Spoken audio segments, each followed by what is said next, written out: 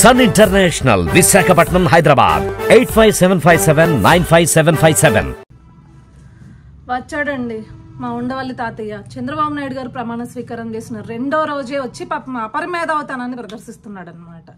2014 నుంచి 19 వరకు ఈ అపరమేధావతనం మేము చూసాం తాతయ్య. ఇంకొద్దు ఏం 2019 నుంచి 2024 వరకు అడిగిపోయింది ఆ మేధావతనం.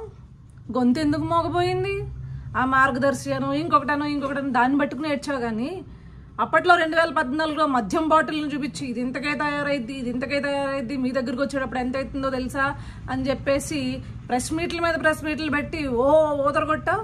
మరి 2019 నుంచి 24 వరకు జగన్మోహన్ రెడ్డి మద్యం రేట్లు పెంచినా లేకపోతే సొంత డిస్టిలరీస్లో మందు తయారు చేసి ఆ మందు తాగి ఎంతోమంది చచ్చిపోయినా ఏ రోజు బయటకు వచ్చి మాట్లాడలేదే?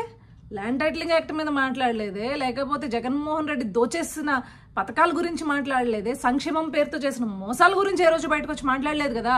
అంటే ఇప్పుడు చంద్రబాబు నాయుడు గారు నీలాంటి వ్యధవాల్ని భరిస్తారు కాబట్టి ఇప్పుడు మాత్రం ఎగేసుకుని ముందుకొచ్చి నీ ఉచిత సలహాలు ఇవ్వడానికి సిద్ధపడిపోయావు. చూడు చంద్రబాబు నాయుడు గారు మంచితనం అది. 2019 నుంచి 2024 వరకు మాట్లాడితే జగన్మోహన్ రెడ్డిని తాట తీస్తాడని మూసుకుని కూర్చున్నాం అనమాట. బాబు అపరమేధావి ఉండవల్లి అరుణ్ కుమార్, నీలాంటోడి ఉచిత సలహాలు మాకు అక్కర్లేదు. చంద్రబాబు నాయుడు గారు నీతో చెప్పించుకునే స్థాయిలో ఆయన లేదు. నువ్వు అంత చెప్పేటోడివి కాదు.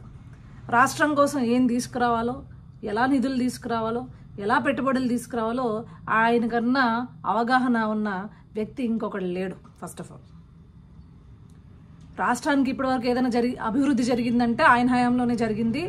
మళ్ళీ అభివృద్ధి జరిగినా సంక్షేమం జరిగినా ఆయన హయాంలోనే జరుగుతుంది. సో నువ్వో ప్రెస్ మీట్ల ముందుకు వచ్చి ఎదవా ఉచిత సలహాలు ఇచ్చావనుకో, మేము కూడా ఇలానే మళ్ళీ తిరిగి 2019 నుంచి 2024 వరకు ఏం పీకావు, ఏమయ్యాయి నీ ఉచిత సలహాలు అపరమేధావ్ గారు అని చెప్పేసి అడగాల్సి వస్తుంది అన్నమాట. సరేనా? గుర్తుపెట్టుకో.